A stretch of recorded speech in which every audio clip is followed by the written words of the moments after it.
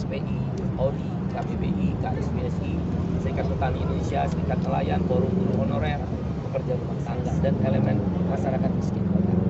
Serempak yang kami rencanakan 34 provinsi, akhirnya terkonfirmasi 20 provinsi hingga 25 provinsi. Masa aksi ribuan di kantor-kantor gubernur totalnya, dan hari ini sekitar 2 ribuan. Yang kami rencanakan 3.000 sampai 5.000, hanya 2 ribuan. 2 ribuan ini sekarang sudah ada di mana ini, di depan TVRI. Gedung TVRI akan long march ke sini.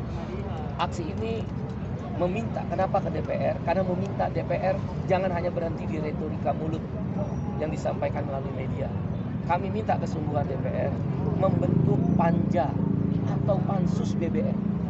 Pintu masuknya sederhana. Kenapa Vivo bisa harganya 8.900 dan Pertalite harganya 10.000, padahal RON-nya cuma beda 1. Di Malaysia dengan RON yang lebih tinggi 92 itu bisa harganya sekitar 7 ribuan. Gali, ada persoalan apa? Apakah karena persoalan dari inefisiensi atau ada permainan mafia? Harus digali. Saya termasuk orang yang berkeyakinan bahwa Bapak Presiden Jokowi akan berubah sepanjang kita bersatu. Satu, DPR bikin panja dan pansus, panggil itu menteri-menteri terkait di bidang perekonomian. Dua, netizen. Saya menyuruhkan melalui media, netizen bergerak, lawan ketidakadilan ini. Kita pernah menang di JHT, kita pernah menang di BPJS, kita akan menangkan lagi pertarungan tolak kenaikan BBM. Ditambah dengan kawan-kawan jurnalis terus memberitakan secara independen. Dan juga kami dari Serikat Buruh, Partai Buruh, Serikat Petani akan aksi sampai bulan Desember, terus menerus turun ke jalan. Habis ini di kabupaten-kabupaten kota seluruh Indonesia, kami akan gerakan untuk terus melakukan aksi bersama teman-teman mahasiswa dan elemen gerakan lain. 3 tuntutan. 1, tolak kenaikan harga BBM, tolak Omnibus Law. Yang ketiga, naikkan upah minimum 2023 sebesar 13%. Sudah 3 tahun kita tidak naik upah. Akibatnya daya beli turun daripada para buruh dan seluruh masyarakat 30%. Kontrakan naik 50.000 sampai 100.000 sekarang. Harga transportasi naik 30%-an. Dan yang pasti inflasi makanan itu sekarang 11,5%. Dengan kenaikan harga BBM bisa dipastikan tembus 20%. Dan demikian kita di kelompok yang membutuhkan makanan, semua harga barang bisa dipastikan naik di 20%. Kita akan melawan, dan Bapak Presiden pasti mendengar rakyat daripada elit-elit itu. Asal kita gunakan netizen, jurnalis, turun ke lapangan, ke jalan, DPR, panja dan Pak Said, pemerintah kan ini menambahkan dana bantuan sosial ya Pak. Kalau dari tanggapannya Pak Said sendiri bagaimana? Apakah masih kurang atau seperti apa? BLT itu gula-gula. Saya mengutip Pak Presiden Jokowi 2014 terpilih sebagai presiden. Beliau adalah presiden yang tidak setuju dengan BLT. Dia ada gula-gula. Bagaimana mungkin 150.000 per bulan, kemudian hanya 4 bulan. Kan tadi saya bilang, kontrakan rumah aja naik 50.000 sampai 150.000 dan 100.000.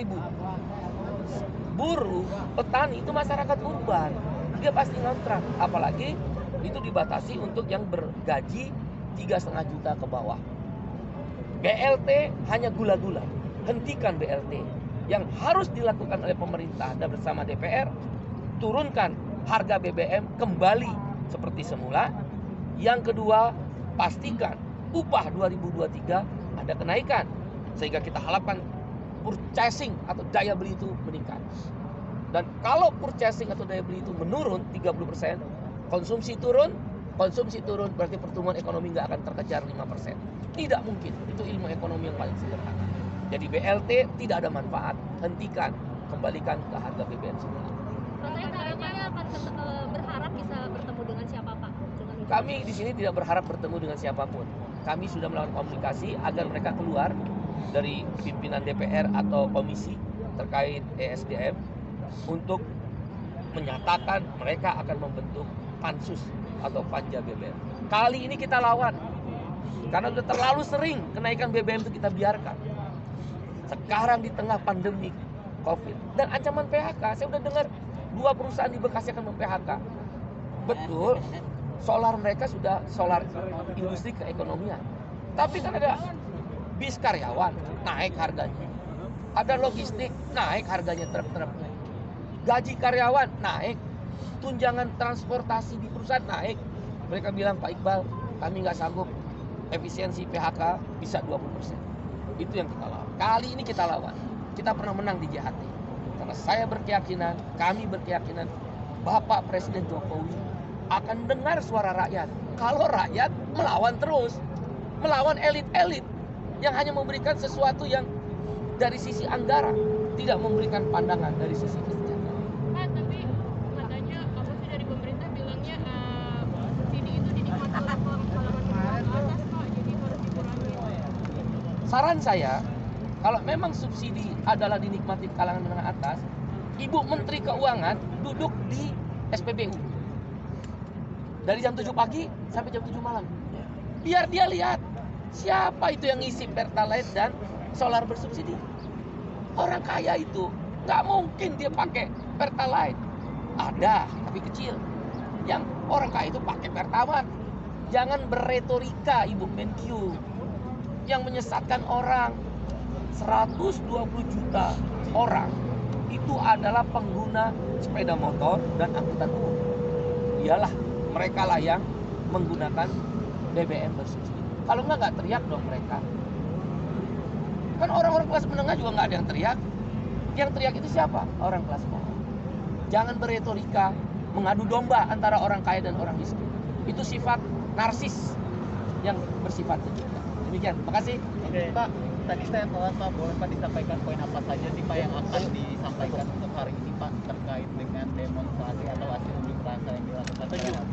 Pada hari ini demonstrasi diorganisir oleh Partai Buruh dan Organisasi Serikat Buruh KSPI, ORI, KPBI, KSBSI, Serikat Petani Indonesia, Forum Buruh Honorer. Kita mengajukan 3 tuntutan. 1, tolak kenaikan harga BBM. 2, tolak tolak Omnibus Law Undang-Undang Cipta Kerja. 3 adalah naikkan upah minimum 2023 13%. Mengapa? Karena kenaikan harga BBM telah memukul daya beli daripada masyarakat. Kita minta datang ke DPR, alasannya hanya satu. DPR membentuk panja atau pansus BBM. Pintu masuknya adalah harga BBM Vivo bisa 8.900, RON 89. Beda cuma 1 RON dengan Pertalite, dia 10.000. Ada apa ini? Malaysia menurunkan harga BBM-nya, RON-nya lebih tinggi, 92 itu pada kisaran Rp7.000. Ada apa ini? Apakah ini inefisiensi atau menteri-menteri yang berpihak pada orang kapitalis, pemilik modal saja? Karena itu kami minta DPR memastikan bentuk panja atau pansus. Aksi ini tidak akan berhenti hari ini. Kita akan aksi sampai Desember. Asal kita bersatu, jurnalis memberitakan dengan independen, Partai Buruh dan Organisasi Serikat Buruh, Serikat Petani aksi ke jalanan, DPR membentuk panja dan pansus, netizen, kami serukan pada seluruh netizen, gerakan jari-jarimu, lawan. Kali ini kita harus lawan kenaikan harga BBM. Karena menghancurkan ekonomi kita semua. Bergerak semua dengan jari-jarimu. Kita pernah menang di JHT. Kita pernah menang di BPJS. Dan saya yakin Bapak Presiden Jokowi akan mendengarkan suara rakyat. Tidak hanya mendengarkan suara elit-elit menteri itu. Yang hanya berpihak pada kepentingan anggaran. Tidak berpihak pada kepentingan kesejahteraan rakyat. Netizen akan menentukan bersama jurnalis, DPR, dan kami yang ada di lapangan. Aksi kita akan gelar sampai Desember. Demikian. Tadi Bapak sampaikan ada sejumlah komunikasi yang sudah dibangun. Apa saja sih Pak yang sudah dibangun? Terus ke depannya harapannya? 1, kita akan bersurat kepada Presiden Republik Indonesia menolak kenaikan harga BBM. 2, kita sudah mengkomunikasikan ke DPR RI agar dibentuk panja atau pansus BBM. Jangan hanya retorika, nolak, tapi nggak mau bentuk panja atau pansus. Itu namanya tidak antara hati, pikiran, dan mulut nggak sama. Mudah-mudahan bisa dibantu. Oke ya, makasih semua. Terakhir dong, ke depannya akan ada aksi-aksi seperti apa? Aksi lanjutan itu sampai Desember 2022.